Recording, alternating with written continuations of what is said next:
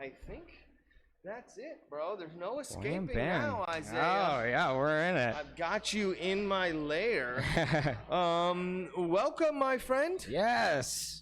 Thank you so much for coming, dude. Thank you for having me, man. This is very exciting. Absolutely. Isaiah, I got my kava. You got your kava. Cheers. Were you a kava drinker before you came here? Not at all. No. So when we saw you Thursday night, that was your first kava ever. That was, yeah. And it was interesting because like I'll try anything once. And so I did, and I jumped up on stage, and I was like, oh boy, I hope this doesn't like mess me at all. But it totally worked. I was like in the zone. I was Super like, I get loose. the kava thing. I was loose. You won second place. So I did, yeah. I would say it worked, but honestly, you're fucking hilarious. Thank you don't you need so much, kava to man. help you. No, man, no. It was great, honestly, and all the other comedians, they were all fantastic. So I have no gripes about the second place. They were very, very talented comics. So, absolutely. Yeah.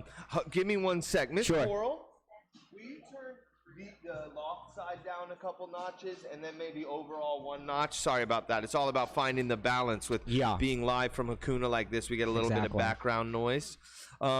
Well, Isaiah, it's been a pleasure to meet you. We just met Thursday when we did our Hakuna Comedy Showdown. Yeah. And you absolutely slayed. Thank you so much. One thing I love about that format is it's kind of like a People's Choice deal. Yeah. And it allows the crowd to feel involved and engaged. One thing that I've noticed with like an open mic format is sadly a lot of times when you do an open mic in a kava bar or in a bar, the crowd is not like, they're so disrespectful. Yeah, and it's hard to keep their attention. Right. And there's all these like side conversations happening. So our thought was, if we're gonna do an open mic, let's engage the crowd. Yeah. And have them vote so that they're constantly engaged. Right. And up to this point, it's been a hit. We've had people come from all over the country. Yeah. I came in from New York City. And it's just been really cool. Like I really like the comedy scene like you guys have out here. And I was friends with Danny, who was hosting the show, and Danny Fallon. He had come out to Manhattan back in the summer, and so we kind of hit it off over there. And he's like, "Hey man, if you're ever in Florida, come and do one of my shows." And so I appeared. So glad you did. You showed up and showed out. Yeah. I emerged from the cold gray island of Manhattan, and now I'm just like enjoying the sun. I went fishing the other day, like out in the ocean, and it was just like, that was like my first time like fishing like deep ocean, kind of going out on a boat in the middle. Brave of you. Yeah, well, I'm a warrior of sorts. So so no, it was crazy. It was a crazy experience. I'm just living out in Brooklyn, and I don't do that shit. So it was definitely nice to the ocean is a bit treacherous in the winter time around these parts. Was it rough, or was it fairly flat for you? No, it was nice and calm, and it was funny because a lot of people on the boat, they were like, "Oh, I'm so cold," and then like coming from New York City, it's like 20 degrees right now, so I'm like, you're thinking I'm it's vibing. fantastic. You're in a tank top, pair of Speedos, ready to get down. I had a Speedo under the pants for sure. I was just like, I'm just never know ready when to you're take going to need to break out a Speedo. That's my motto. You can put that on my tombstone. Always ready in a Speedo. Always ready, always in a Speedo, yeah. Do you partake in Delta 8? I've never tried it before. No? No, but I Do you smoke marijuana? I do every day. Okay, yes. You're a regular marijuana smoker. Yeah. So I personally had to stop smoking marijuana. It was causing crazy paranoia. It was like too much for me. So I stopped for a long time. And then I came across Delta 8, which is a derivative of marijuana. My understanding is about like 50 times less potent than regular THC. Right. But when you eat it, it's also a bit stronger. These specifically are from Poseidon's Botanicals. They're one of our favorite products. And if you're down, I usually start with a half and then get into the full one. Sweet. But whatever you're comfortable with. I was thinking we could just like do an experiment, like dive in and see where it leads us. Exactly, dude. I'm ready to dive in. I'm vibing. Let's do it.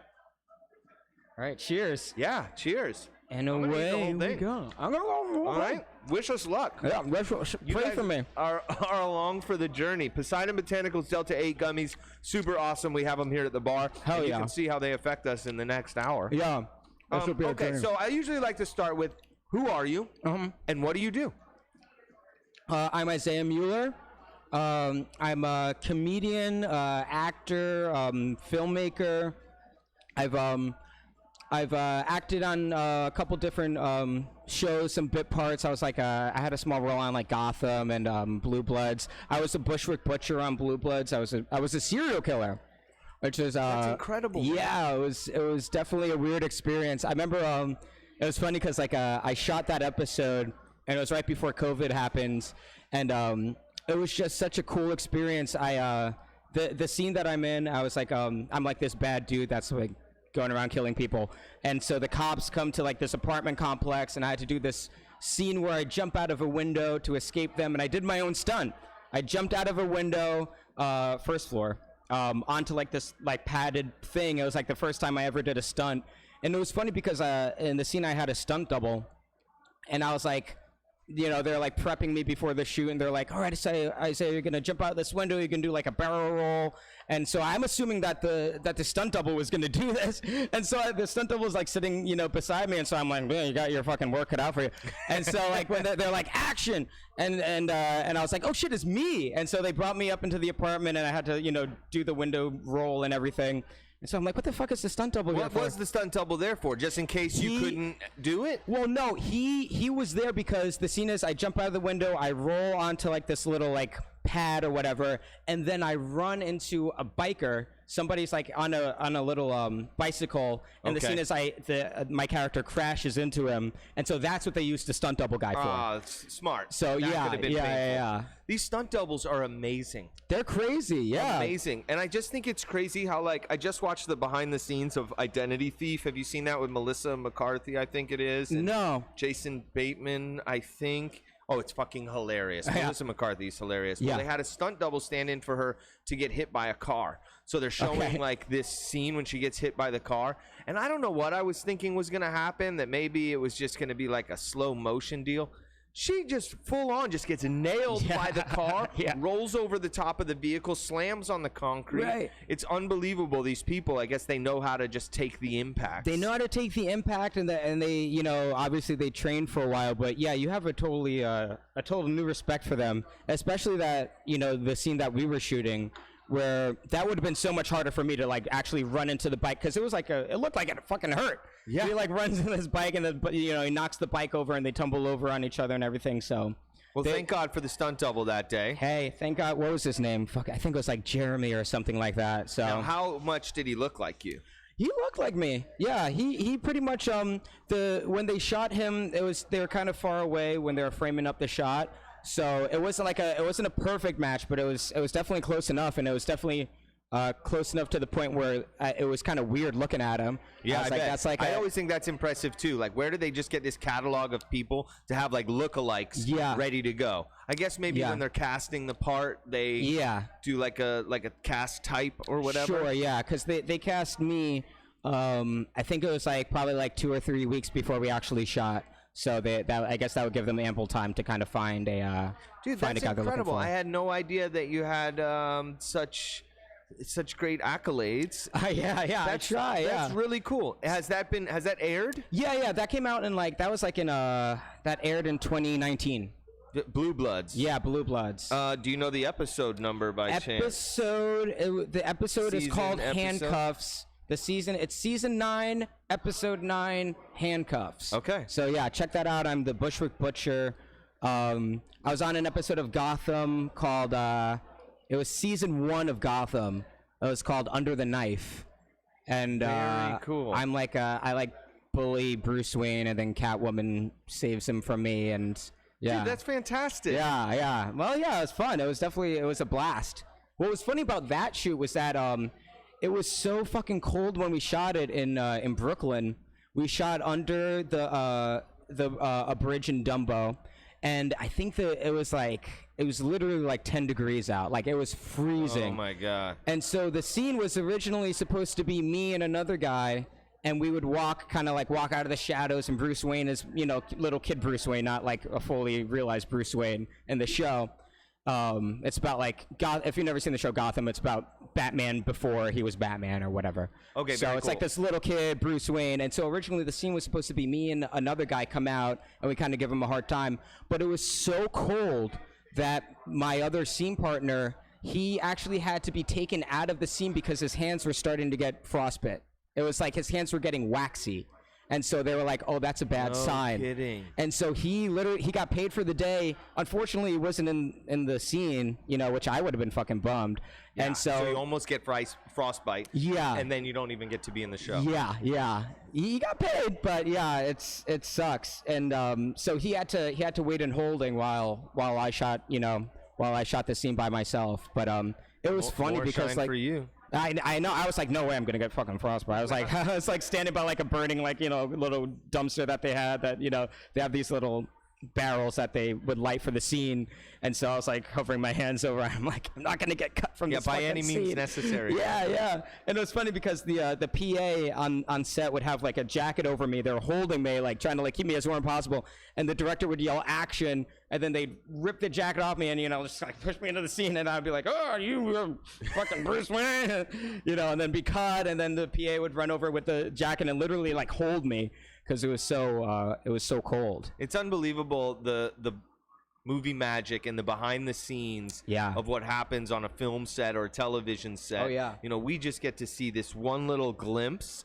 and all of the people and all of the roles that have to come together to make it happen is always something that I thought was absolutely amazing. It's fascinating. I mean, it's like, especially like, a show like Gotham, it's over now, but it ran on Fox, and so it had a huge crew and just all the manpower that goes to putting that together is just like wild. Yeah, manpower, budget. Yeah, 100%. Now, do you have an agent? Is that how you book these gigs?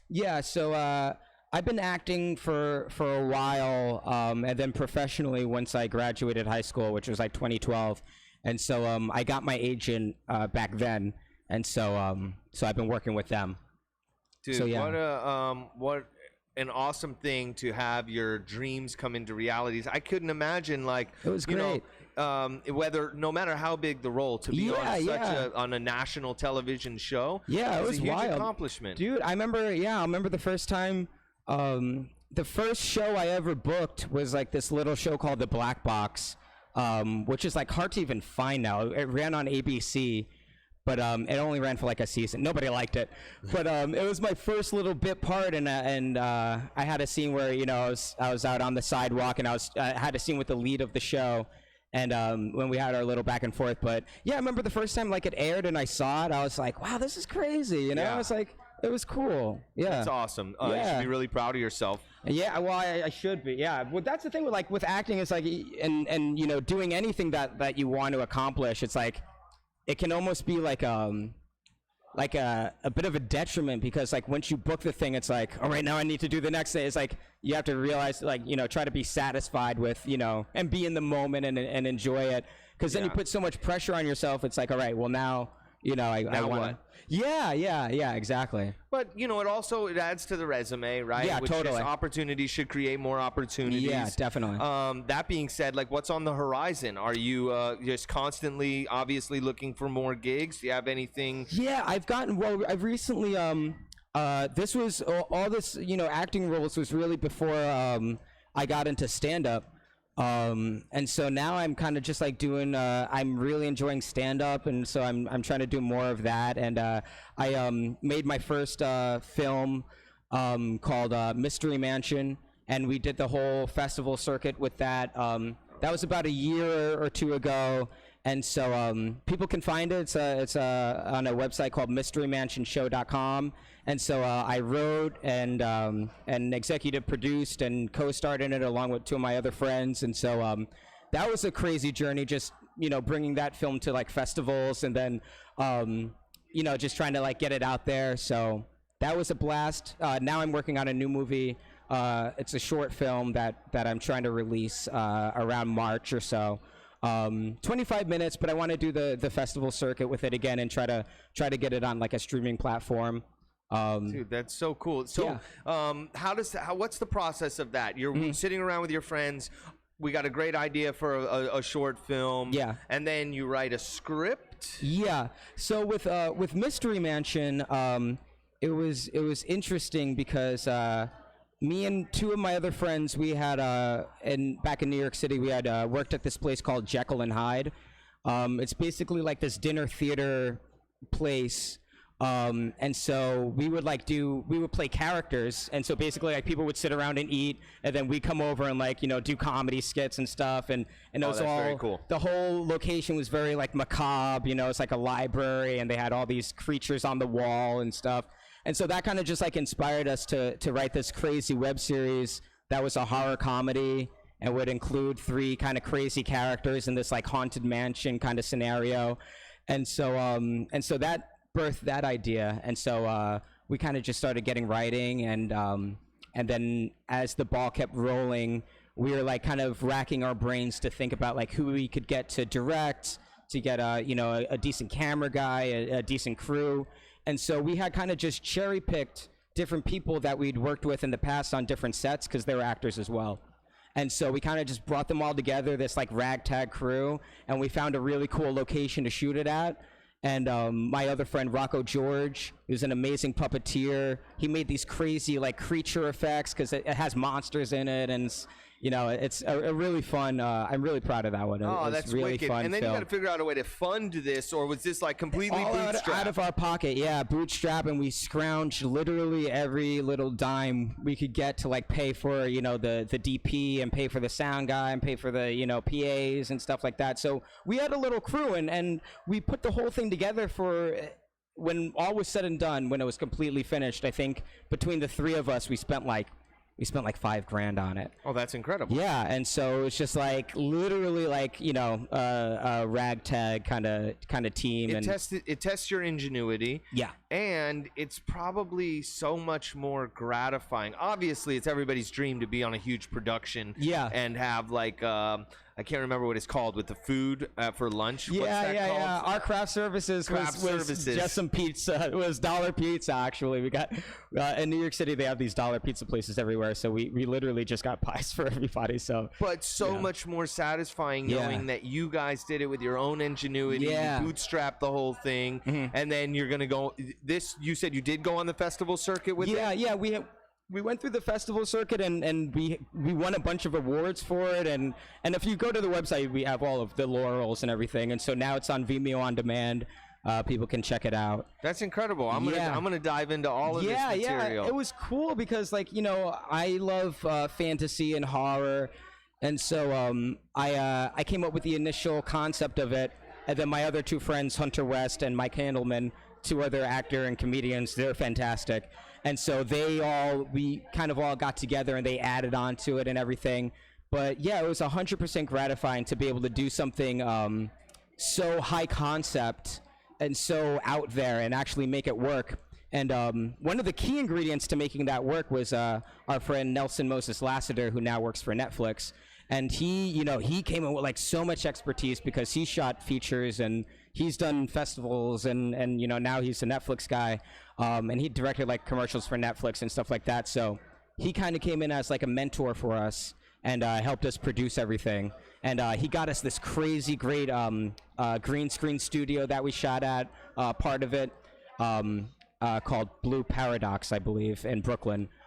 So sick. Yeah. And so like before we knew it, you know, we got the ball rolling and we found ourselves in this huge green screen studio, you know, with like these huge green screen walls and all the lights that we needed. And we're like, how the fuck did this happen? But it literally was just like, you know, one step at a time and it all kind of just like came together, you know, kind of miraculously. Good things happen to good people. And I've just, even though we've known each other a very short time, like you just kind of ooze this energy of positivity. Yeah, and thank you, man. You seem like you have like that kind of yes mentality of like, let's get after it, whatever it takes. Yeah. And that's how you make things happen. You know?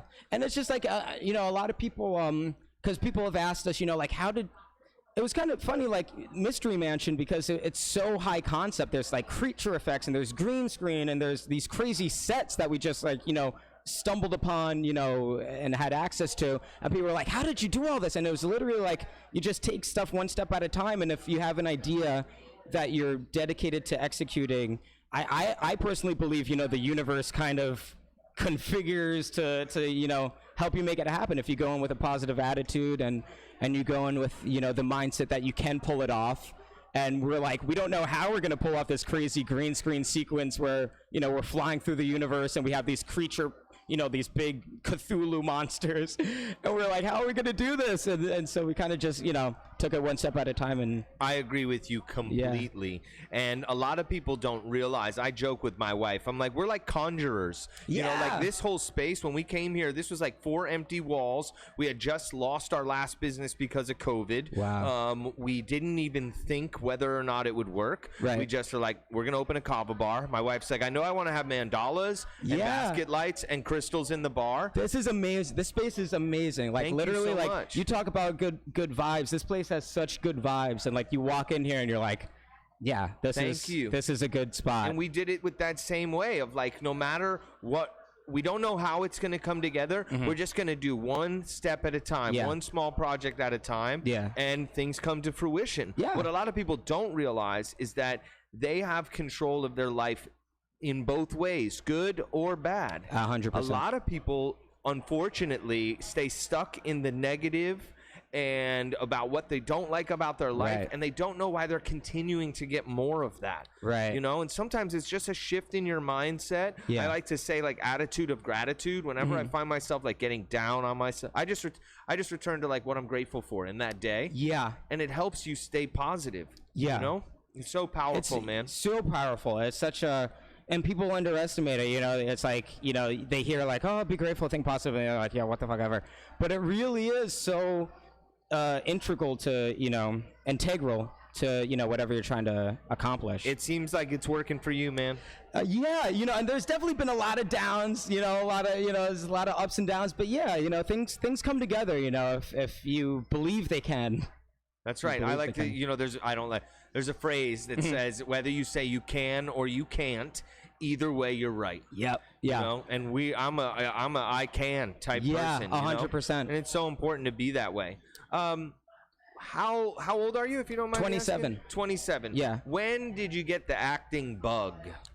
Oh man, I've always been kind of like interested in it. Like when I was like I remember I was like maybe like 3 years old or something like that. Like I was like, the little weird kid, and I had a bunch of brothers, and I come from a big family, but everyone was kind of interested in their own thing, and all my brothers were like big sports guys, and so I kind of just gravitated towards like films. And I remember like I would be like, this bizarre little kid acting out scenes from Nightmare Before Christmas, and I'd do it for the whole family and stuff. I'd put the movie on behind me, and then I'd step on a chair and I'd be like, I'm the Skeleton King, whatever. Yes. And so since then, I've just always been I've always loved performing, and so it's kind of just off from the races. I had really supportive parents, and they put me in, acting classes and stuff. And then I got a little camcorder, and I would make little movies with like the kids on the neighborhood, little horror films, and also just getting exposed to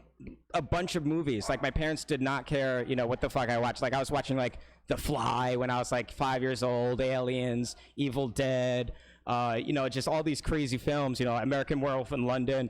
And I would just like get inspired by like these weird horror sci-fi flicks, and I was like, I want to do that. The supportive parents is so important. So important. Yeah. I've pursued a rap music career for like 15 years. Nice. And a lot of people thought I was crazy, but two people who didn't think I was crazy were my parents. Yeah. And they were so supportive, and they wanted to see their son pursue his dreams. Yeah.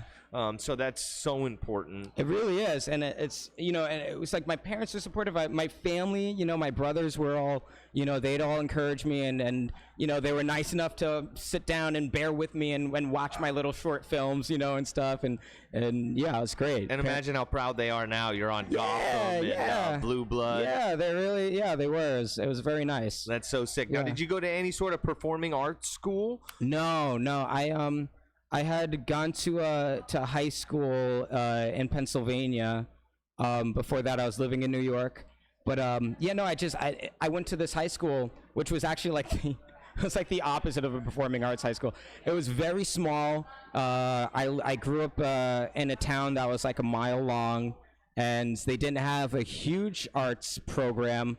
But what was really important was the teachers there were all really supportive. I'll never forget, like, I had such great teachers because I was like not good in school, you know, and so one of my science teachers, her name was Mrs. Twilly. She was awesome, and she noticed that I was like struggling with like these projects and like I couldn't focus, I couldn't really pay attention. So she was like, hey, you know, we all know that, you know, because it's such a small school, we all know that you make these little short films. What if you made short films about the science subjects we were learning about and show it to the class? You know, and so we'll give you a grade on that. And it worked because it was such a small school that, you know, you could kind of get away with that sort of thing. That's fantastic. Yeah, it was amazing. So I would just be running around with like the high school kids, and we'd make these little shorts about whatever the subject they were teaching. They did this one subject on what is a living or a non-living being, and what is, you know, the difference between the two. So I made a movie about zombies, and I was like, is a zombie a living or a non-living thing? And everyone dug it, you know, and all the kids would kind of gather around in the classroom, and we'd watch it together. And as long as I was hitting those topics that they were talking about, you know, they were able to grade me, you know, on that. So it's so important to cultivate people's talents, and thank God, you know, teachers are such a thankless job. They're underpaid, you know, overworked. So to hear that, you know, your teachers were so supportive, it is amazing. And it's very sad that it seems like when there's budget cuts, it always starts with the arts. It always starts with music. And these are the type of things that bring people out of terrible circumstances. But for whatever reason, it's always cut first. You know, don't get me started on, you know, why that may be. But hey, I'm a weirdo conspiracy guy, and I mean, you know, I think a lot of high schools, maybe not all of them. I don't think the one I went to didn't feel like that kind of environment, but the kind of like status quo is like make people good consumers, make people good cogs in the machine or whatever of society. So a lot of that is like, you know, they're like, oh, the arts, that can be the first thing to go, as long as we have our testing and our SATs and our, you know, state tests or blah blah blah blah blah. You know? Especially it's like they do not want people to express themselves. And art is a way to connect people. And often, like you said it so well, like, you know, be a good consumer, be a good cog in the wheel. And we can just get rid of the arts. It's very sad. Which is, you know, why we're, you know, the Comedy Showdown. I don't know if you heard when I was saying, I thank everybody for coming to support the arts. That's what I loved about this place, is that, and learning more about like what you do, talking to, you know, your wonderful bartenders and everything down there. They would always, you know, they're talking about that you guys do yoga, you guys do, you know, all sorts of things that encourage, you know, art in your community, and that's super important, man. It's very powerful. A lot of people don't realize that stand-up comedy is an art. You know, a lot of people, I don't know what they think about comedy. But, you know, for me, my brother and I were always into stand-up comedy and comedy CDs. Like we had, you know, Jerky Boys CDs. Are you familiar with Jerky Boys? I've heard of them. I wasn't a little bit before your time. I have heard of them. I don't know how much of them I listened to, though. It was like they would do prank calls and whatnot. They would call people and prank people.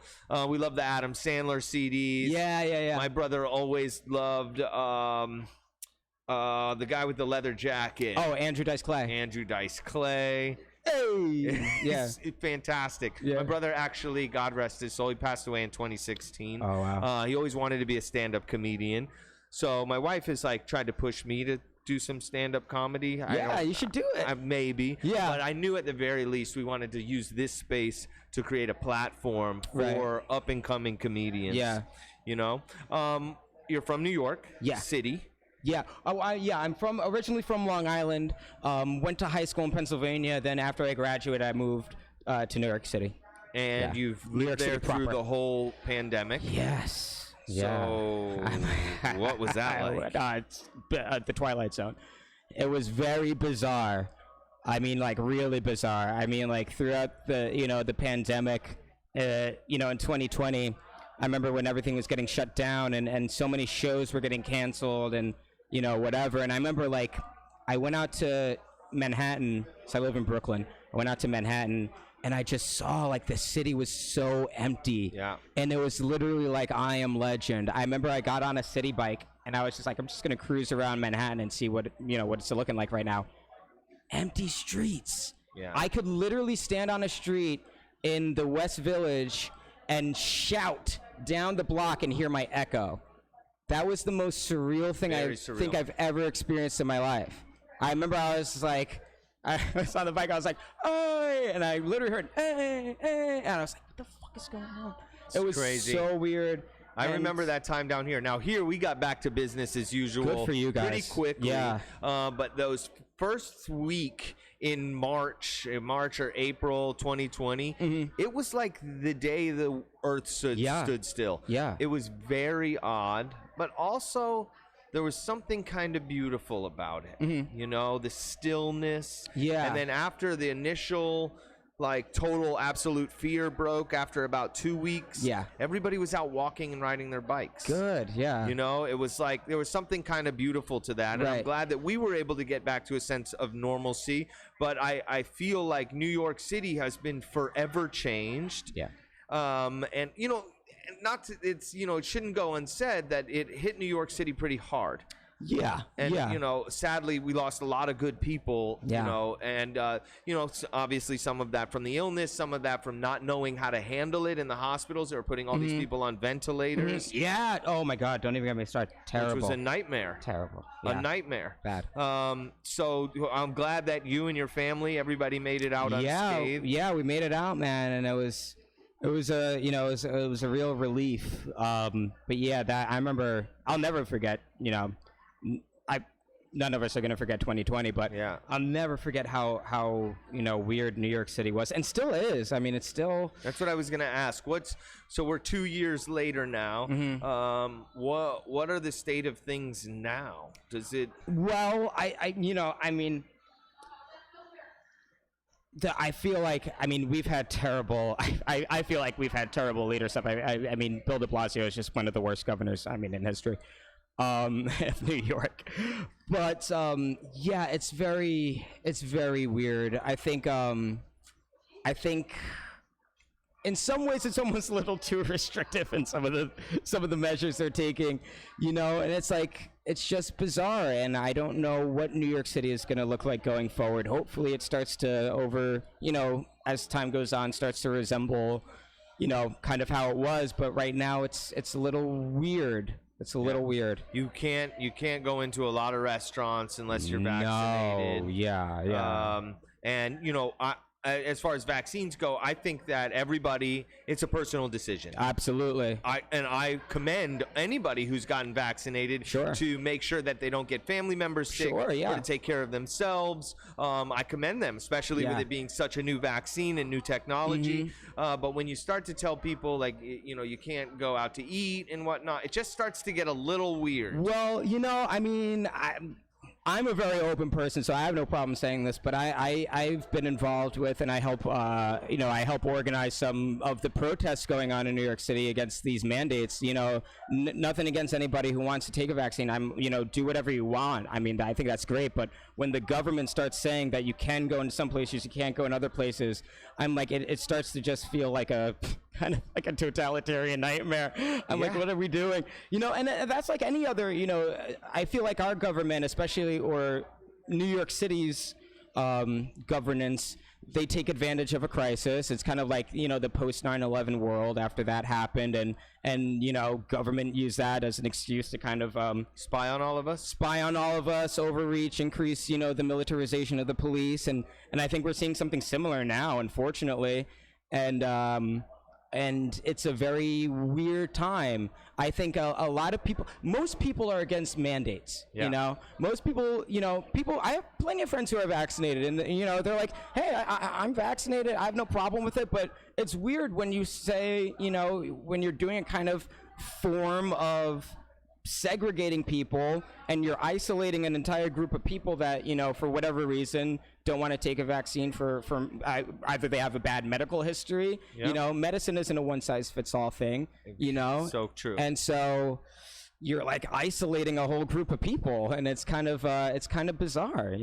Yeah, well, when you say people are against mandates, they've actually recently changed the definition of an anti-vaxxer to include somebody who is against mandates. Oh, sure, yeah. You know, and it's like, I'm not an anti-vaxxer. I got all the vaccines when I was a baby. Yeah. I believe that vaccines have changed the modern world, 100%. And people are able to live longer, and we were able to get rid of a lot of terrible diseases. But this is a new technology. I think there's not enough safety data yet for me, for my wife and we're just very grateful we're in Florida during all of this. Yes. One, because of the fear and anxiety is much lower down here. Yeah. And I'm a big believer about like how we emit energies as people, and you can imagine a population all living in a very tight area right. like New York City. If everybody is afraid and high anxiety, like the state of living must just be terrible. It's bizarre. And what's kind of interesting, what happened to the comedy community and the arts is that a lot of it is kind of gone underground. So we go to these underground shows where it's like, hey, they're not checking cards here at this place. Come through, That's cool. to a show. That's cool. So it's like Prohibition days. Yeah, kind of. You got to knock 3 times and they'll let you in maybe. But you know what? If anything, it's brought the punk rock back to stand up. It kind of feels. You kind of feel like a rebel again when you go to these places. But it's a very weird time, and I really hope the mandates end, and we're doing everything we can to stop the mandates. Yeah. And there was just a huge rally over in Washington, which I wish I could have been at, but I was here. But yeah, no, I think everyone's got to make their own decision on that. Yeah, so. I respect that, and what a weird time it is to be alive. What a weird time to be alive, man. I know that my mom, like throughout my life, there would be events that would happen, and I would start spiraling, and like, "Ma, it's like the end of the world with terrorism or Ebola," and she was like, "You should have lived through the '60s." Like, there's time periods where it always feels like it's the worst it's ever been. But I think we're very clearly in unprecedented times. Oh, yeah. And nobody has seen anything like this in their lifetime. Yeah. But I'm also honored to be living through it because it's, it's going to be a whole new world. Yeah. I mean, it kind of already is. People are also saying that this is going to lead to like a rebirth of the arts in New York City. And New York City's going to get like grungy and artsy again. Do you feel that in the city, or does it feel like draconian? It's a draconian nightmare right now.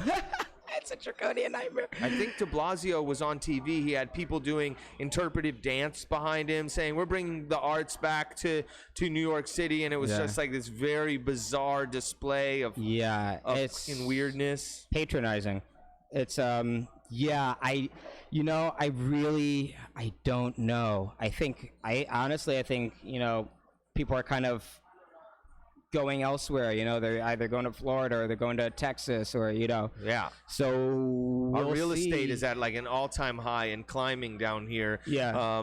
Which we're glad that people are coming to here to live a free life, make their own personal choices. But I'll tell you what, the rents are insane. Like right around the corner here, a 1-bedroom apartment.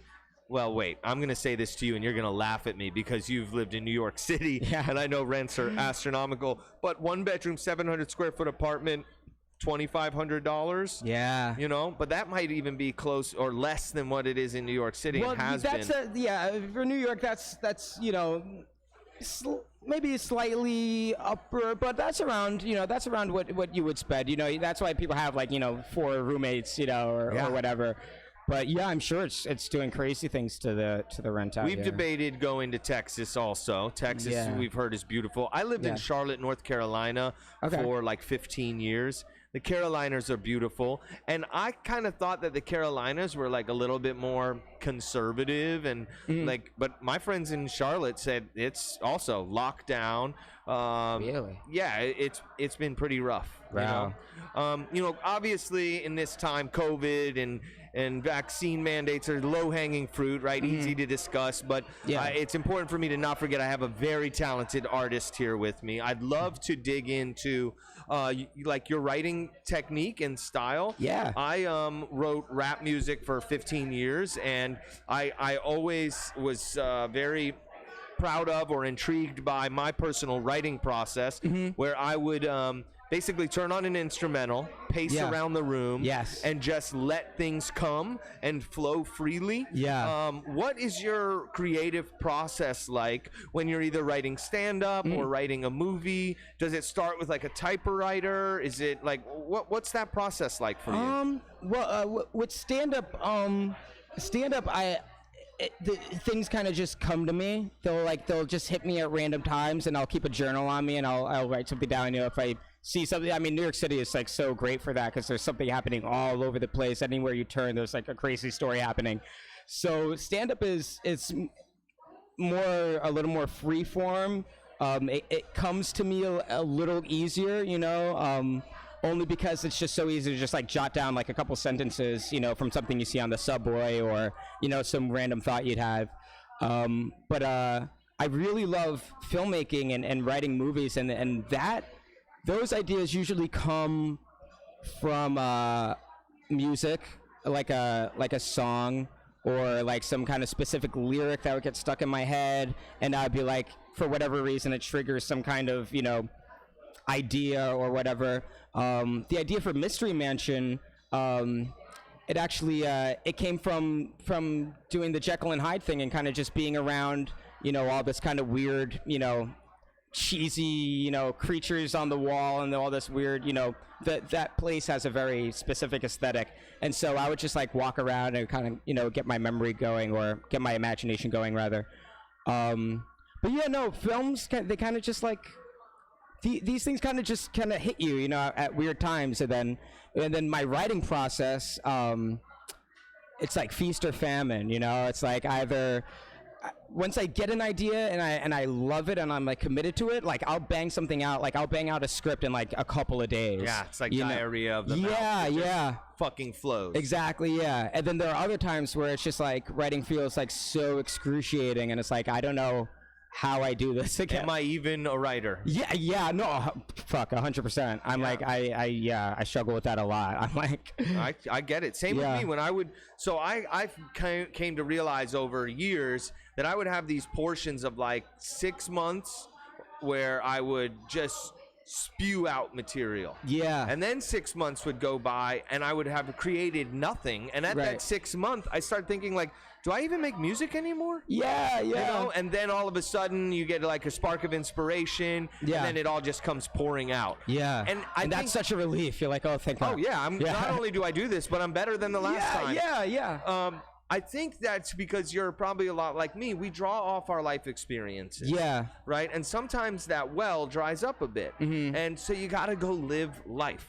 Yes, and whether it's you're drawing on things that you see, or just because the act of going through your life, it might shift your perspective or spark something. Mm-hmm. So I think it's a natural thing for it to be like come in waves and whatnot. Yeah. I think that creativity is a very intriguing thing. Oh yeah, I'm fascinated with it. Like I've said it before, but like everything in this room had to be a thought first. Yeah. Somebody had to think of it. Somebody had to think of all of this, right? Mm-hmm. But where does that come from? Yeah. You know, Jay-Z has this saying that when he writes music, he cracks the door and lets God in. Yeah. And a lot of people say the best songs they've ever written, they don't feel like they wrote them. Oh, yeah, 100%. You just kind of pull it. That was what it was like for me. It was like, where did this even come from? Yes, yeah. And I wonder what that is. I'm big on, you know, spirituality, and a lot of Mystery Mansion came out of my love for like the occult and like occult writings, and like I would read like, you know, the Necronomicon, and I'd read like, you know, the H.P. Lovecraft Necronomicon, and I'd, you know, just look into, you know, like Aleister Crowley and like all these crazy spiritualists and, you know, occultists, and that, you know, would fuel ideas and stuff like that. And so I think, you know, I'm a big believer that, you know, we're kind of like these antennas, and then, you know, we kind of, you know, there's a spiritual world, and, you know, whatever that is, you know, can kind of like move through you, you know, and if you're open to it, then, you know, you can really get some work done, you know. I agree. I think we're conduits for this essence, this energy that's out there. Some people are more in tune to it than others, you know, but if you like just look throughout human history about the things we fucking created and built, it's like unbelievable the things you're able to accomplish. Yeah. By channeling like creativity, being open to creativity. Yeah. Unbelievable. No, it's amazing, and especially like I've been into kind of the spiritual ideas and stuff since like around high school and stuff. And so when I was in high school, and sometimes now a little less so now, it's a little hard to practice, but I would be really into like astral projection and like trying to like do the whole lucid dreaming thing and kind of like I saw like altered states, and I was like, how do you really do that for real? But I would read, a lot of like these books on like, out of body experiences or these weird transcendental ideas. And back in Pennsylvania when I was in high school, we'd all, me and my friends take a handful of mushrooms and go out into the woods and, have these crazy, experiences. And so I just I want to try to bring that back. I think there's always an element of whatever, I'm making. I try to infuse my kind of spiritual belief into it somehow, especially with Mystery Mansion, but also with my stand-up too, in some capacity. Yeah, it's very interesting about how substance kind of goes hand in hand with creativity. For me, being like a rapper, like obviously it's like, yo, we're smoking blunts and whatnot, but the marijuana was like, it's funny though, like it's a very fine line between I would smoke just enough to where I can tune into this hyper creative state, but just too much and I can't figure out how to hold the pencil. Exactly. Yeah, it's a wave, you got to ride it properly. And it was like finding that balance. And a sad thing to talk about is like the influence of heroin on music. Wow. Yeah. I mean, some of the greatest albums and songs and artists since the 60s was all like, heroin induced. Right. Because that's interesting you bring that up, because it's like all that stuff, drugs and psychedelics and stuff. It's like it can put you into that creative mindset where you're open to everything, and you're kind of having this kind of like spiritual experience, but it can also be a detriment. But there are ways that you can get there, without that stuff, and that's where like meditation comes in. That's where lucid dreaming is. If you could learn how to lucid dream, that's literally nothing more creative. Like you could have some really crazy fucking experiences lucid dreaming. So lucid dreaming is being in a state where you're dreaming, but you're dreaming. 100% conscious, and you can control everything that's around you. So like when you're dreaming, and you can kind of do these little tricks in your waking life to kind of practice for it to lucid dream, because it's like anything, you have to practice at it. But I would go around and I would practice these little things in my waking life where like you kind of just ground yourself at some point and you kind of feel, your hand, you're like, am I dreaming? No, this is real life. I'm not dreaming. So at some point when you're sleeping and you're in a dream, you can have that moment where you can perform something or touch yourself and your hand goes through your hand and you're like, oh, this is a dream. Oh yeah, I'm dreaming right now. And then once you have that moment, you're conscious in the dream, and then you can like go nuts. You can fly, you can do all sorts of crazy shit. I mean, it sounds weird to, some people don't have dreams at all. That's sad.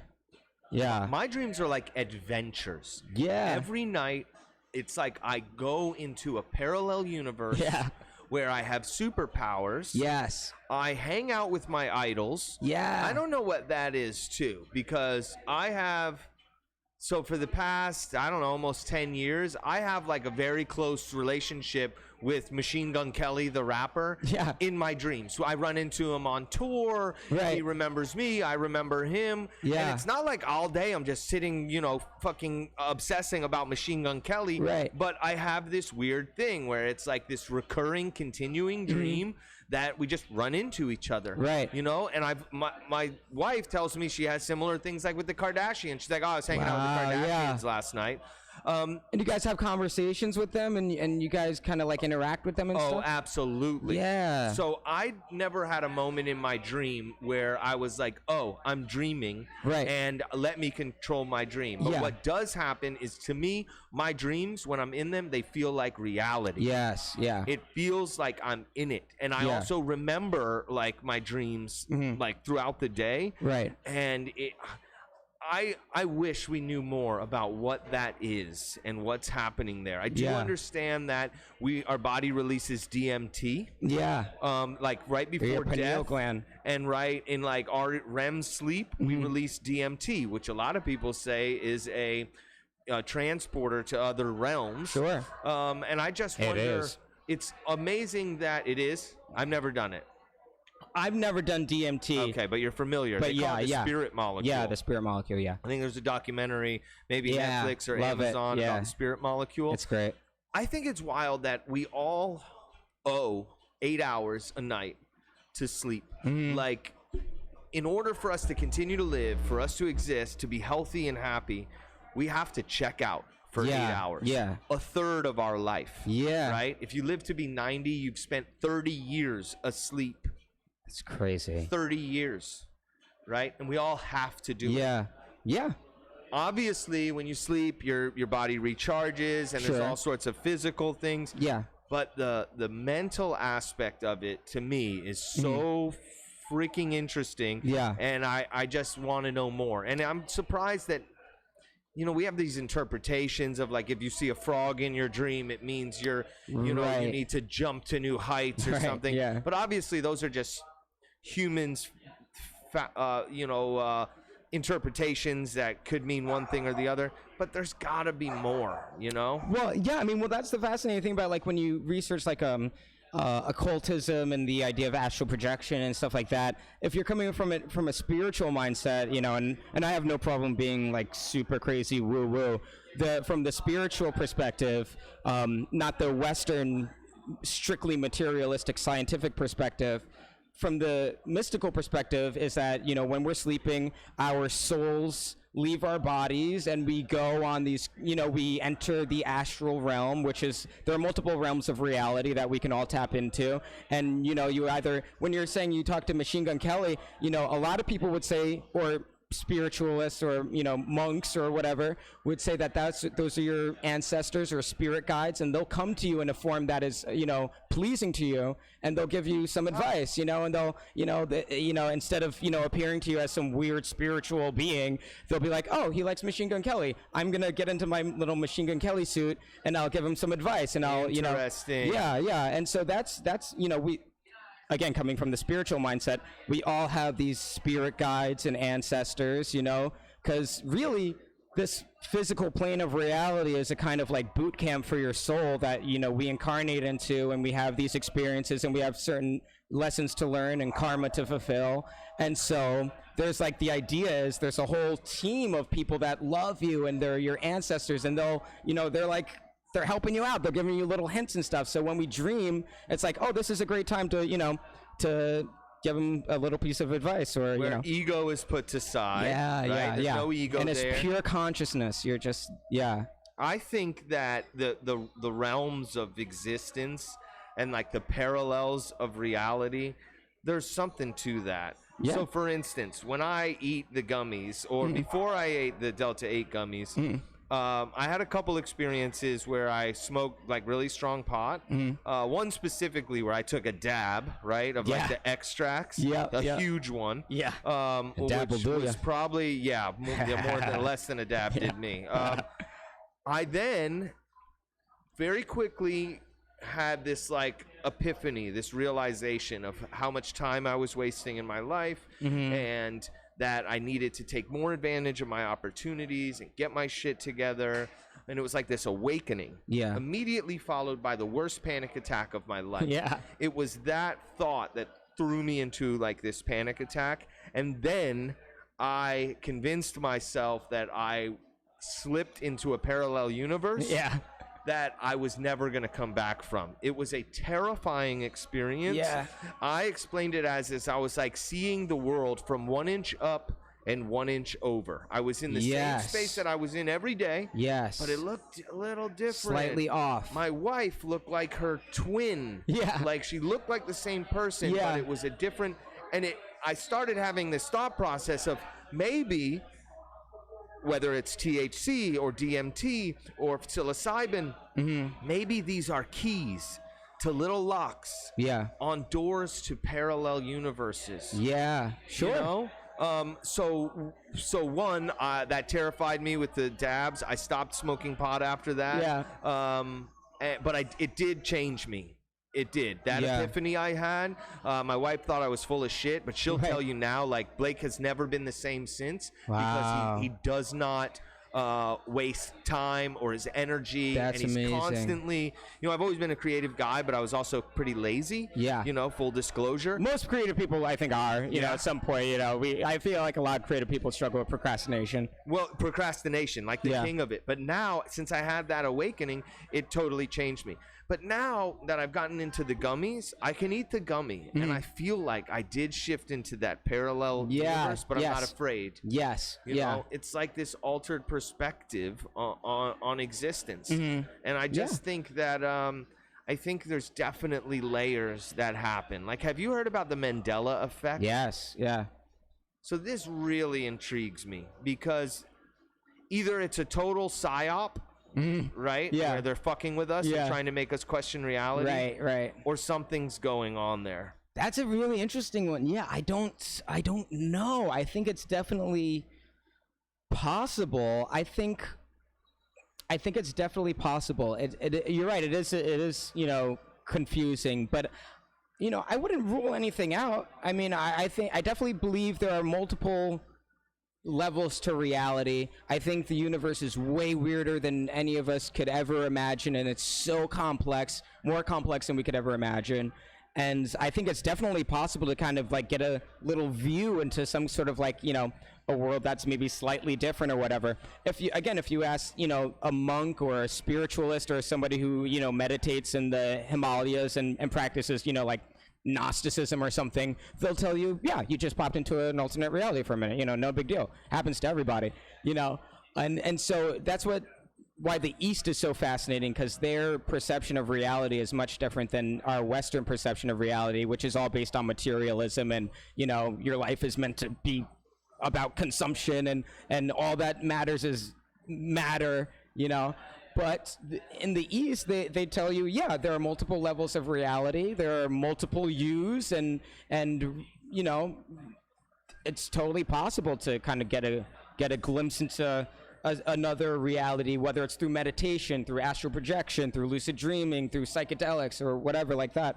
I think that's totally possible. I wonder how much of the consumerism and the capitalism was kind of like an intentional way to narrow everybody's perspective. Because if we have too many people who are able to tap into these other layers of creativity and spirituality, it's harder to control them. Yeah. Oh yeah. No, I definitely believe there's a lot of powerful people that really want to control people, and they've been doing it to us for years out here, through whether it's like we were talking about the educational system being so the indoctrination system. The indoctrinational system.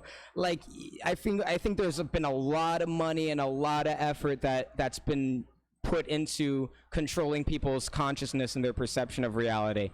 I think that's likely. It's interesting that if you like.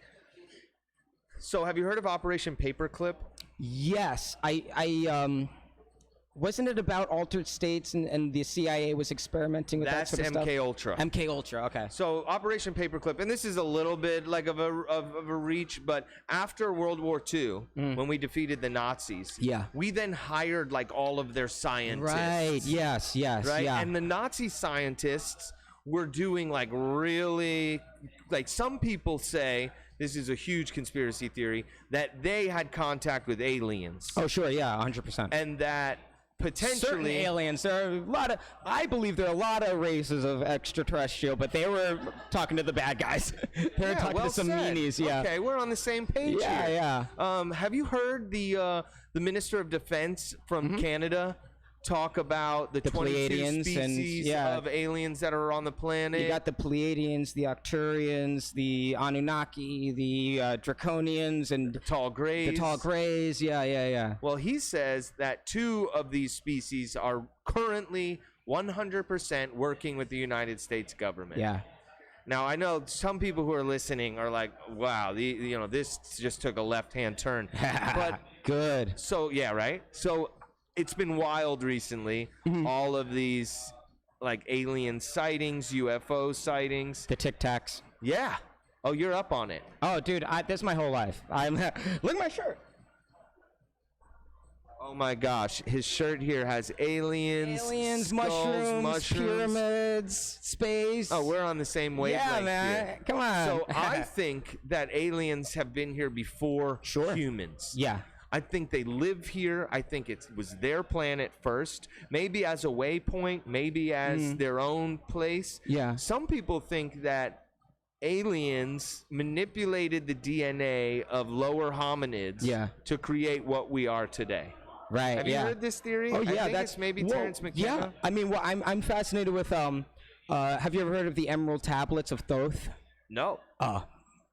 Buckle your seatbelt. This is fun.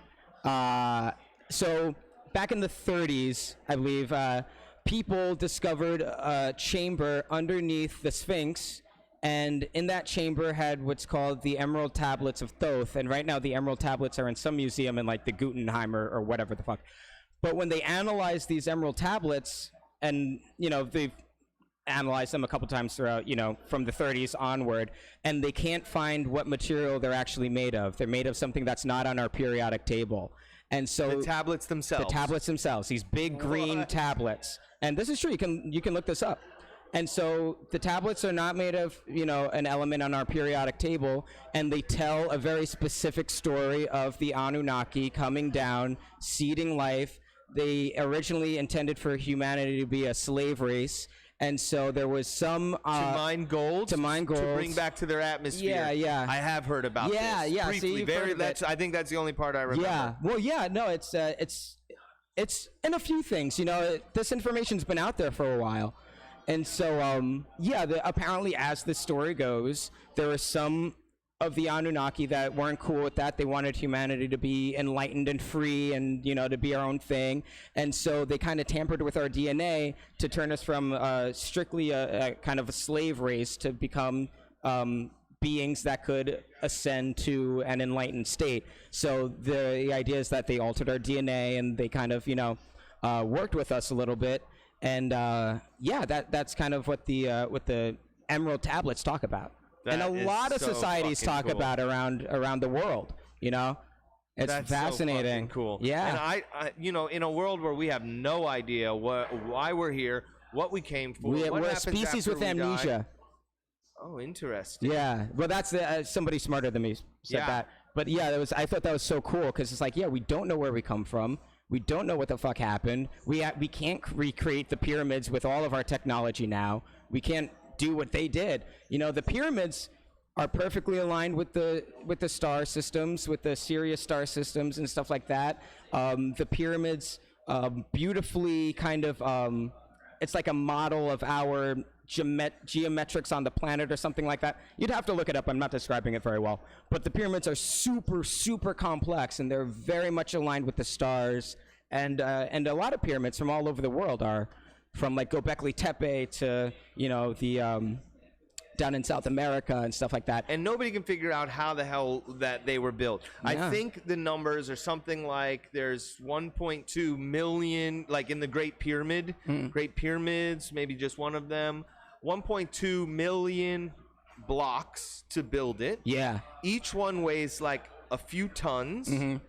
And they say that they were built in 20 years. Wow. So if you do the math on it, they would have basically had to cut and set each stone like 1,000 a day or something like that. It's impossible. Yeah, impossible. It's impossible. Yeah. Some people say, well, they had 1 million, slaves and whatnot. I don't know about that. There's honestly. also other things outside of the pyramids where there's stones that look like they've been cut with power tools, perfectly straight cuts, or holes drilled that look like it had to be done with a power tool. Yeah.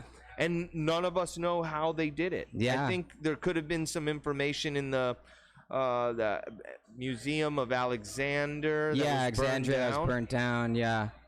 Who knows what the fuck it is? Man. But I do like to pretend like I got it figured out. Yeah. Oh, well, dude, that's a story of my life. People ask me this stuff. They're like, "What do you think?" I'm just like, "Yes." I don't. I think it's fascinating, and I have no problem, openly talking about this stuff and theorizing. I think it's amazing. I mean, there's an idea that there's like a missing chapter of history where, there was, Atlantis and Lemuria and all of these old civilizations that were highly advanced, that for through maybe natural disasters or through wars or who knows what, got lost to time. Yeah, or hiding. Yeah, like, or are hidden. Maybe under the ocean. Totally possible. The Tic Tac thing, I don't know if you remember, Lieutenant or Commander Fravor described the Tic Tac. I think this is the Nimitz event. If you guys haven't heard about it, you can look it up. This Tic Tac, did unbelievable things that we can't explain. Its propulsion systems and whatnot. But at one point, it shot down from 80,000 feet to 1 foot above sea level in an instant. Yeah. And below it, he described it looked like the water was breaking on top of something.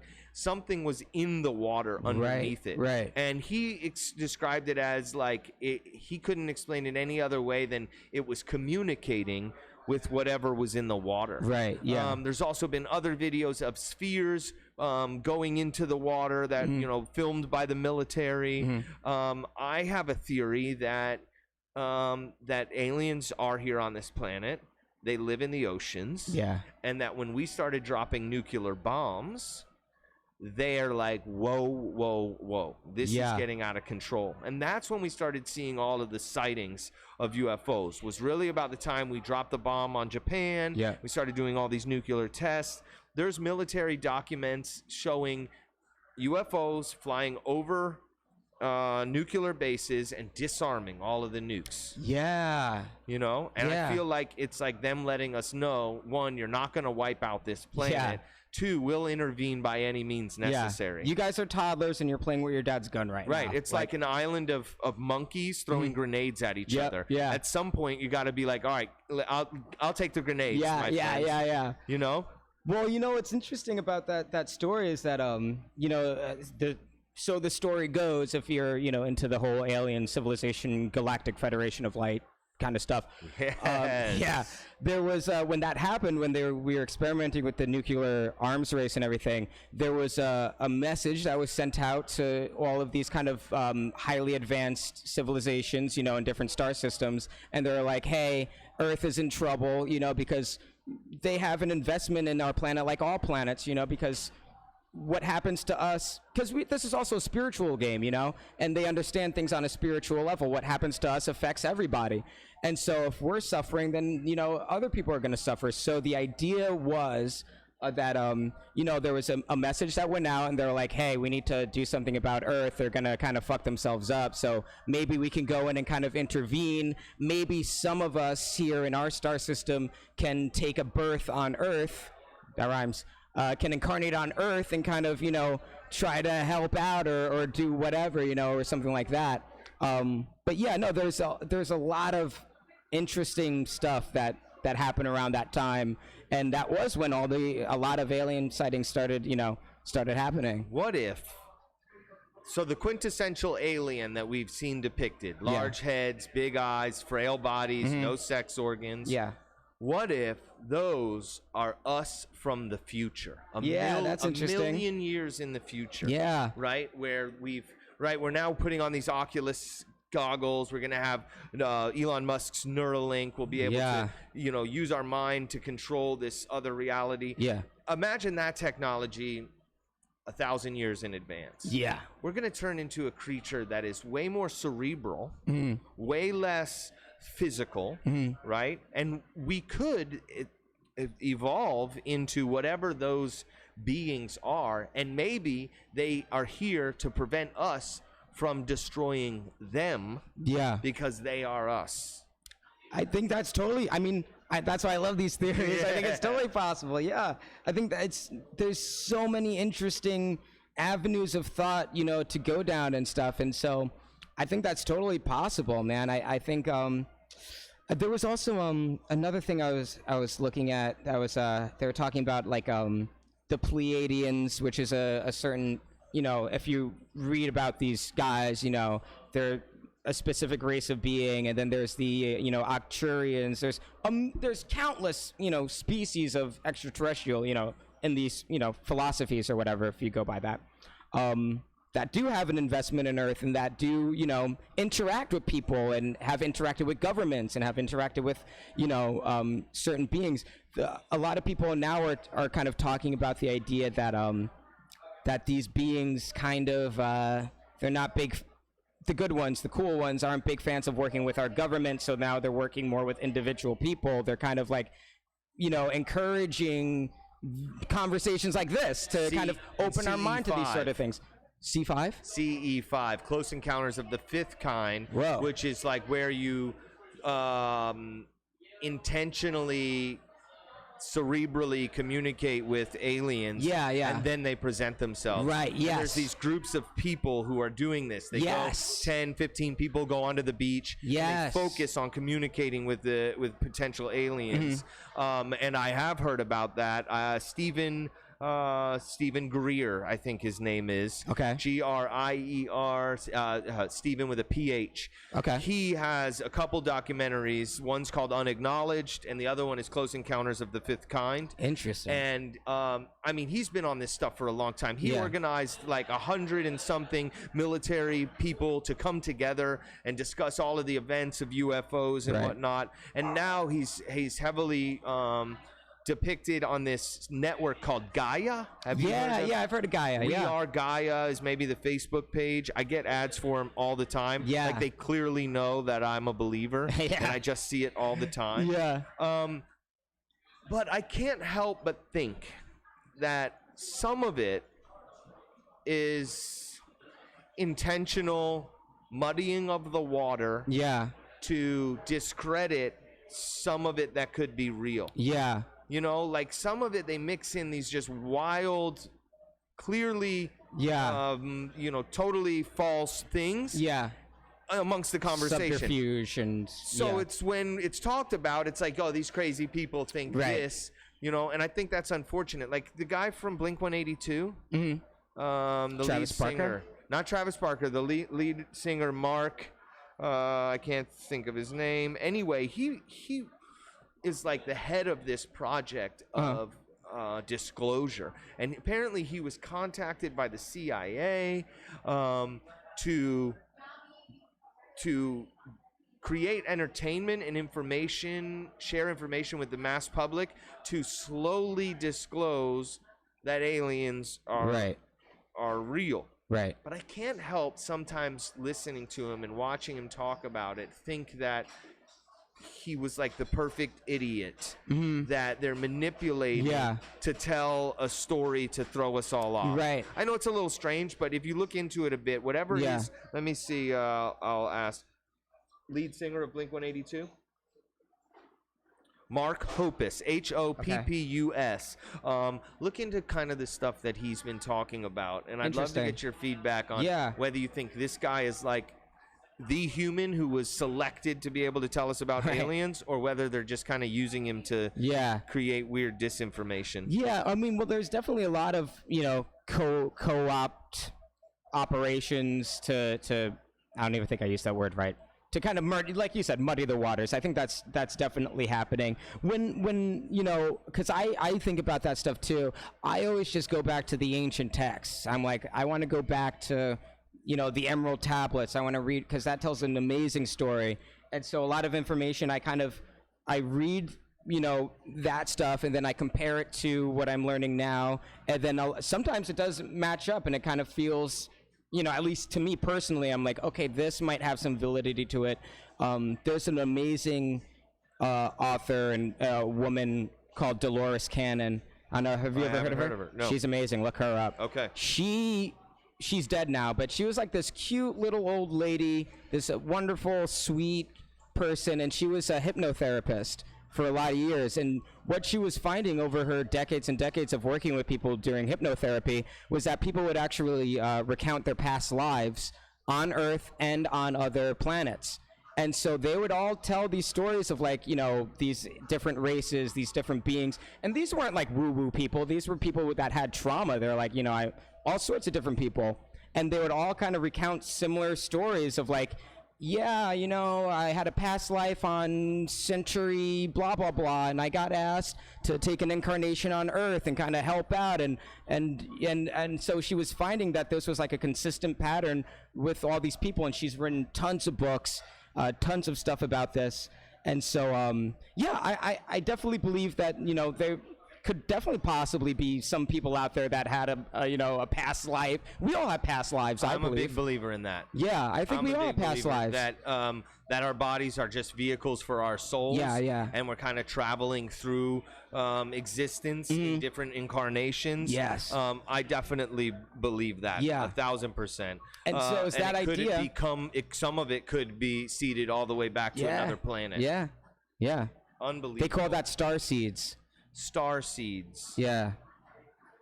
Apparently this group called the Galactic Federation of Light, which is like a big high council of really cool hippie aliens, and they're like, hey, we want to help lower, planets on a lower intellectual scale kind of ascend and kind of become like us and join the Galactic Federation, join the club. Well, they picked the right planet for lower intellectual. Yeah. They had their work cut out for them for sure. Okay, so the Galactic Federation, there was a gentleman who was military personnel from Israel. Yep. Recently came out, and I think he wrote a book, and in it he describes this Galactic Federation, and that I think we have bases on Mars. Yeah. There was some of it that seemed like a little bit of a stretch. Others, it was like, I fucking knew it the whole time. Yeah. Have you heard about this? Yeah. Well, because, what's funny is that I heard about that Israeli general recently, and I've been researching about, Galactic Federation of Light since I was like in high school. So I'm like, oh, finally it's coming out. So it was actually kind of funny when I heard about that. I was like, all right, yeah, there might be something to this idea, this theory.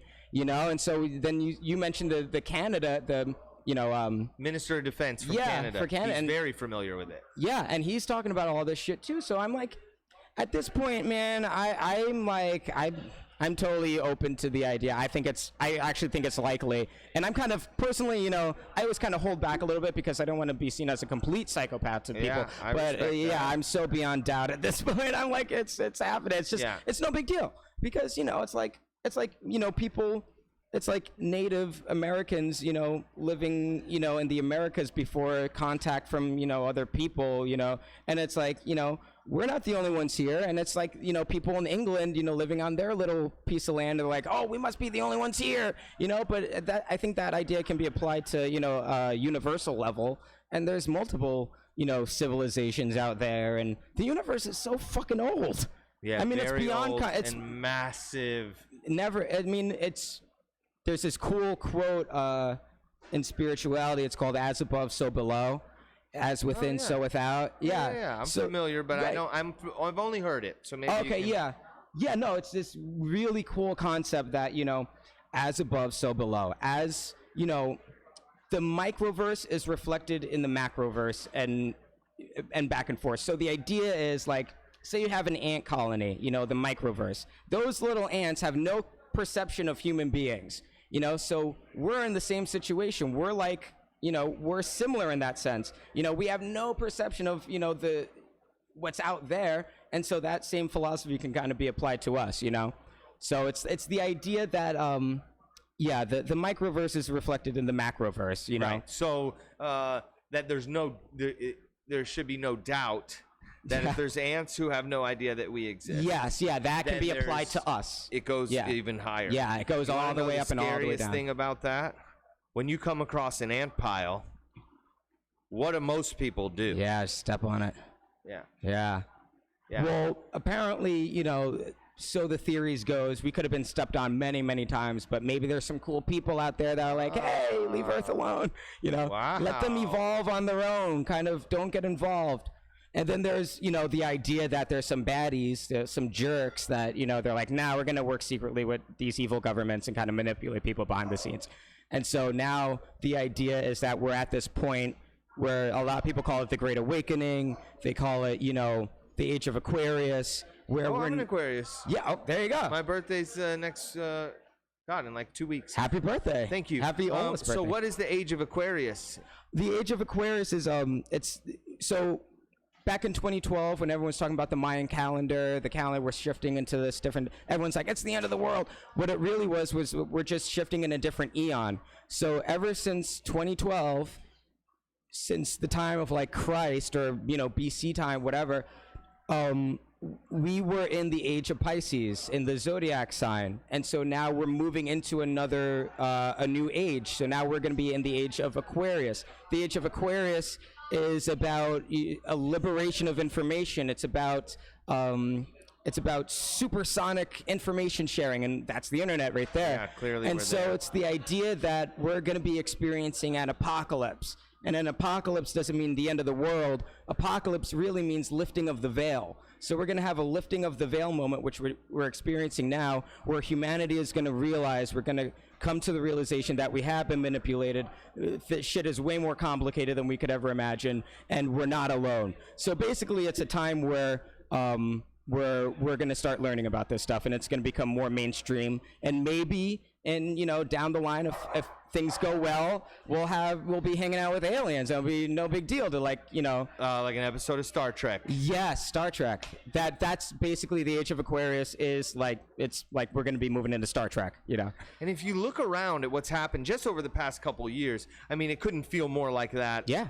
Ever. Yeah. It's really happening. Everybody's awakening, and even the governments are starting to talk about and confirming that there's stuff that the quote unquote they don't know about. Yeah. I have also heard a theory about good aliens and bad aliens in a battle over humans. Yeah.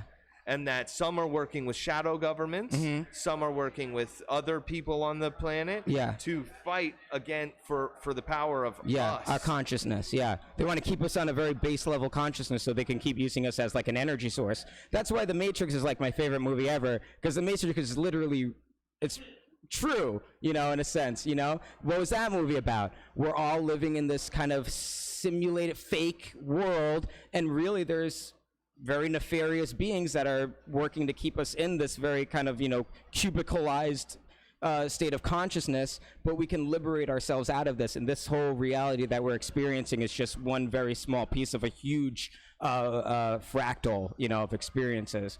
So I'm so glad we ate the gummies. Yes, yeah, no, these gummies hit, man. They're fucking hitting, bro. Immediately on aliens. Yeah. 2, my friend let me borrow the Oculus VR headset. Thanks, Reese. It's fucking awesome. Have you done this? Yeah, I did. I messed around with the Oculus. It's pretty. It makes me kind of nauseous. Yeah, it definitely creates like some equilibrium shit, depending on the game you're playing.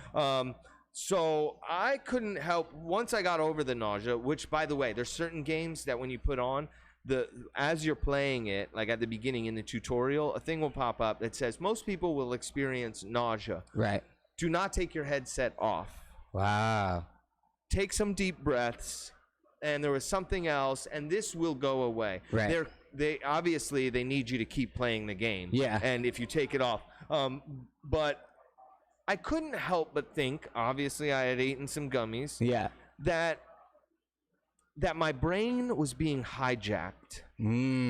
So you strap on this thing, right? Our eyes, which are like, we got this peripheral vision, and it's like, some people say they're the windows to our soul. You've heard that, right? Yeah. This Oculus headset has 2 screens directly over the eyes, and you can't see anything else. Yeah. And it literally transports you to another realm where anything is possible. Right? And we're in the very rudimentary states of that. Yeah. But if you mix that with, have you heard about Elon Musk's Neuralink? Yeah. Where it's like this chip you put in your head. It's got these diodes that go into your brain. He says we'll be able to communicate with our cell phones via Bluetooth without our hands. If you put this headset on and pair it with that fucking Neuralink, you've now hijacked the human brain. Yeah. And we've now gone into the next level of consciousness.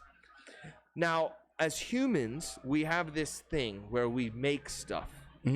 we just keep making. Yeah. And we have this consumerism where we want to buy the newest, the best.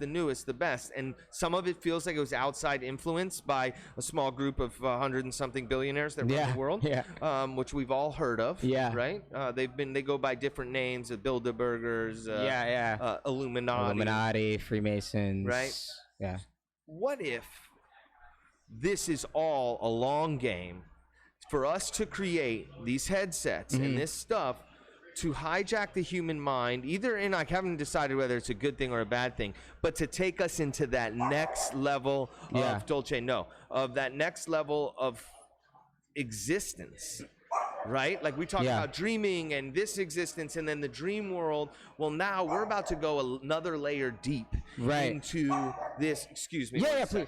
Dolce, thank you. We're safe. Come on, baby. It's like, what's going on here? I want to make sure everything's going on. That's what you get when you're live from Hakuna, man. Yeah. You got dogs running around. No, I love it. It's a very comforting place. Thank you. I'm glad you feel at home. Yeah. And sorry for our wild animals. That felt like home. That was good. But yeah, I can't help but think that this Oculus thing is like taking us another layer deep.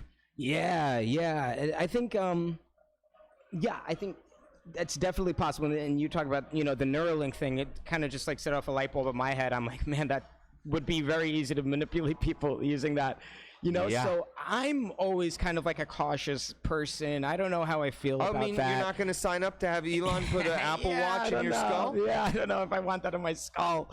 But yeah, no, I think people talk about, this great awakening, this age of Aquarius is that, this leveling up to this fifth dimension of reality or, whatever. I think it's possible that split is going to be some people choosing to spend all their time in this simulated reality created by, these corporations, and there are other people who are going to return to a kind of new age living off the grid and living off the land kind of reality, and maybe that's a split that they're talking about. I think, the more I hear about Oculus, the more and more it sounds like the Matrix. It is, I'm like, dude. Yeah. I'm like, it is. How long are we going to be until people are just in their little pods and they got their goggles on and not that long? The tubes in the mouth to eat. Or IV. Yeah. They're IV. getting us all on this IV therapy, which I'm a big fan of. Danielle and I did it, this vitamin drips or whatever. Oh, cool. But they're normalizing it in a sense where you're going to have this headset on. You're going to be able to put in a fucking catheter and an IV and not only Matrix, but Avatar. Yeah. Think about Avatar, like you'll be able to put on this headset, you go into they call it an avatar. Right, yeah. And do things in this other world, which they're already selling real estate for. Yeah. Are you familiar with this? Yeah. Between NFTs and there's this stuff called Mana, I think it's called. Meta, no, there's another. There's another one. It's a cryptocurrency that you use to buy real estate inside the metaverse in something called Decentraland. Right. I obviously have a few dollars in it because I thought it was unbelievable. Yeah, it's called Mana, MANA, and it's a cryptocurrency that is described as a way to purchase land. Decentraland, Mana, I'm going to read it here from my the description, defines itself as a virtual reality platform powered by Ethereum blockchain that allows users to create, experience, and monetize content and applications. In this virtual world, users purchase plots of land that they can later navigate, build upon, and monetize. They use Mana and another one, Land, here as the way that you pay. Literally, Snoop Dogg owns land in this place called Sandbox. My brother just bought some land in Sandbox. Yeah, he's very plugged into all that stuff. He's not necessarily like a big VR gamer guy, but he's like, hey, this is an opportunity to make a lot of money. The financial aspect. Yeah, the financial aspect of it. And so he bought a plot of land in the Sandbox, and he's like, I'm going to just kind of rent it to people who want to advertise something like that. And he's already started making some fucking money off of it, So he's like, he's up on it. And he gets it. And I think, there are going to be some people who want to kind of just focus on making a profit off of it. But then there's going to be other people who that's where they want to spend their time. Yeah. And then it's interesting on a spiritual level because some really interesting guru was talking about Meta and all that stuff, and he's like, once you start spending all your time in this altered, metaverse, you start making karmic connections in that metaverse. People are going to fall in love. They're going to meet each other. They're going to have virtual sex. They're going to have, fights. There's already somebody who was talking about, getting sexually harassed in Meta. Oh yeah, I heard that conversation. Yeah. And so all of that on a spiritual level is called creating karmic debts. So when you're creating these karmic debts and these karmic contracts, you're tying yourself to that meta world. A less spiritual way of describing that is just like you're going to just start getting really into the meta world, and you're going to start treating that like your waking reality. And so that stuff is all going to be these sort of things that keep you in there, keep you in that world. Like when I was like saying like it's or like you said Armageddon. Apocalypse is really a lifting of a veil. Yeah. And this does feel like the death of the world as we've known it. Yes. But it also feels like the infancy of a new world. Something completely new that I'm slightly excited for, but also a little bit more scared of. Yeah. I think that going forward into like you said, the infancy of like this new world, and now that I'm thinking of it and molding it over with this idea of this spiritual idea of going into the age of Aquarius, ascending to this 5D, I think it could totally be possible that some people are going to choose to live in a skyscraper somewhere, get in their little pod and be like, peace out, regular reality. I'm going into this fictional... See you in 72 hours. See you in 72 hours, aka 72 years. And there's going to be some people that are just going to move away from that and kind of do their own thing and create maybe a different kind of... My hippie brain would be like, maybe like a cool Burning Man, eco-friendly society. And there's going to be these different groups of people that, like, some people are going to be the metaverse people, and then some people are going to be the real world people. That's just some crazy shit that I think about. No, it's not that crazy. Literally, we just had this conversation. I had it with Maddie on the last podcast, was about that. I was saying exactly that there's a portion of the world that's going to go towards meta. And then I said to her, and I'm so grateful there's people like yourself who she is very into nature and the healing of the healing powers of plants and human connection, the actual connection between humans. I said it's so great that there are people like you. And I almost saw that split that you're talking about. I didn't really think of it that way, but in that conversation with her. And it's definitely inevitable. You know? And just, again, now we're talking about something completely different, but what a wild time to be alive. Crazy, man. It's insane. That chip that Elon's doing, the Neuralink, while he was developing the Neuralink, he also developed the way that it's installed into you. Notice my term, installed. Jesus. He's designed a robot that implants this into your head. Whoa. So there's no human surgery that does it. You lay on a table, a robot arm does the entire procedure on you. Whoa. So, and that was developed like hand in hand. Literally so it's the not Matrix. Like the next thing they're going to do. It's like that's how they're going to install it. And the explanation is it eliminates human error, right? But also, imagine how many you could do. Yeah. If you got a robot that can do it flawlessly and fast, think about how many they'll be able to do.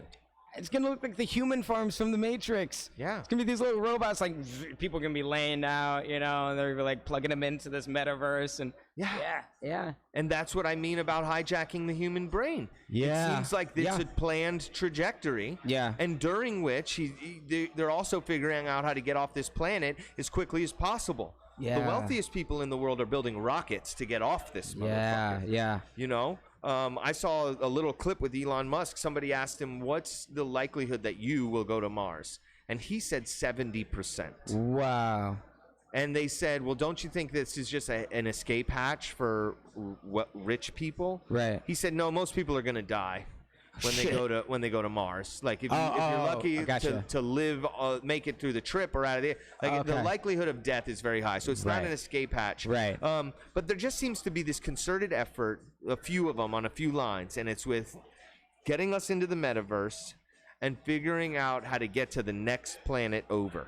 Right. That excuse my lack of astronomy, but Mars is the next one, closer to the sun. Yes, I think so. I'm no astronomy aficionado, but I think so. We're in the same boat. Yeah.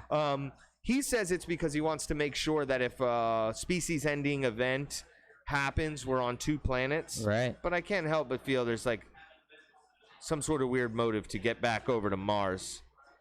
I think I'm always like, there's got to be some. I mean, that's just life. I mean, when has there ever just been one specific reason to do anything? You know, especially something so well technologically advanced as going to Mars. There's going to be all sorts of interests and all sorts of opposing people that want to, do whatever they want with it.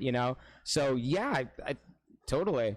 I mean, if you are interested at all in any kind of like weird hippie which this whole thing has been about, there's a lot of people that believe that Mars has its own kind of, or at least had its own civilization at some point. You look at the face on Mars. Some people say there's pyramids on Mars. There's an obelisk on Mars. This, that, and the other thing. So I think it's totally possible there's another society on there, or maybe we jumped from there because we destroyed that planet, we're destroying this one, right? Yeah, and we had to jump to this planet. Maybe the pyramids have something to do with it. Yeah, I think. I mean, it's actually funny you bring that up. Is I'm attempting to write like my first like novel, and I'm not giving myself any kind of like timeline for it or whatever. It's just this thing I've been working on. But yeah, it kind of talks about the idea that these pyramids could be these kind of these highly sophisticated pieces of technology that could either be like a jump gate, or it's kind of like Stargate. It's like that idea. Stargate actually had it right. I mean, that's literally, if you look at these ancient texts and stuff like that, like it's literally described. Really? I haven't seen Stargate since I was very little. Watch it again. Okay, done. It's cool, man. Yeah, a lot of people. There's this really cool theory that I heard that one of the main reasons for the Iraq war is that our government found, in the ancient ruins, and this kind of the thing that I'm working on is kind of about, in the Middle East, there are these kind of like ancient ruins. There's a jump gate. They found a Stargate, and the whole Iraq war was about these different kind of factions trying to control that and trying to, activate it and what have you. Holy but shit. Yeah. I've never heard. Excuse me, I haven't heard that theory. But I'm in. Check out, the jump gates, I'm on board. Stargates, all that stuff is because Stargate took that, that concept from ancient spiritual text.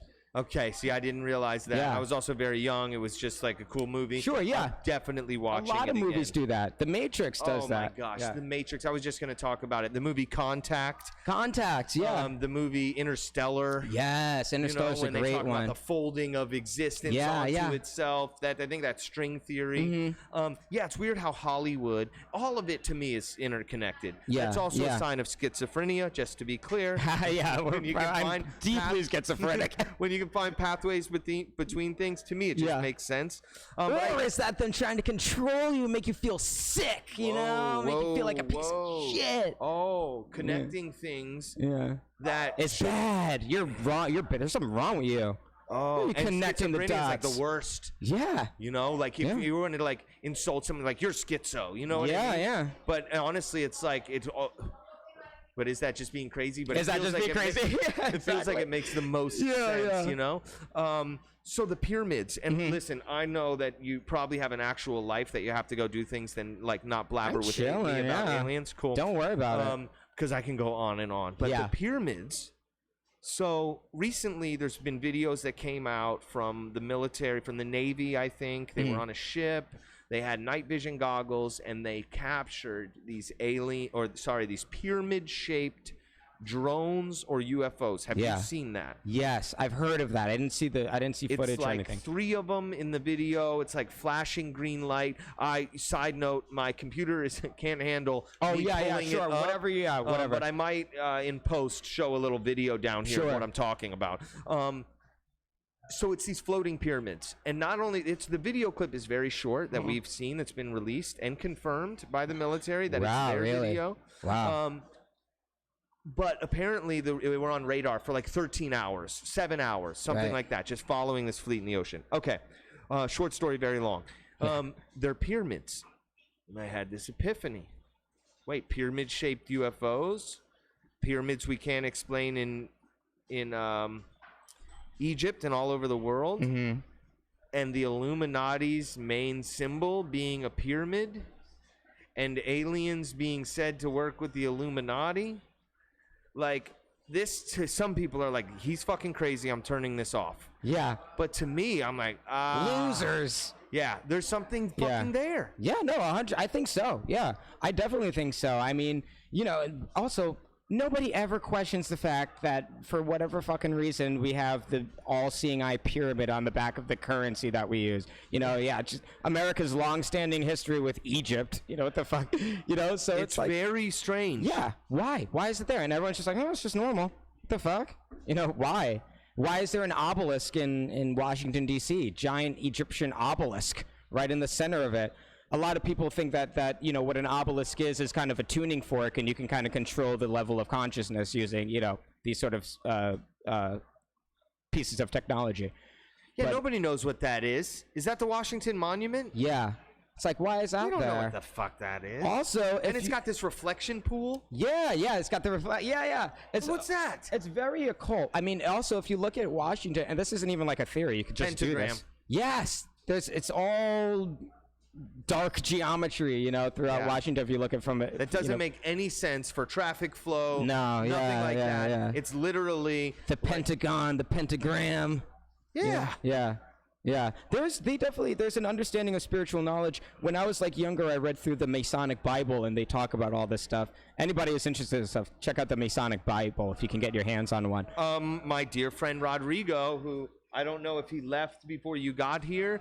He's on one of our episodes, and he was a Mason. He was a practicing Mason. There you go. And he talks a lot about it. You guys would fucking get along very well. I'll link you guys up. I know you're going back home to New York. I'll link you up through social media. Oh, yeah, He's an amazing young man, and is very into the occult. Oh, yeah.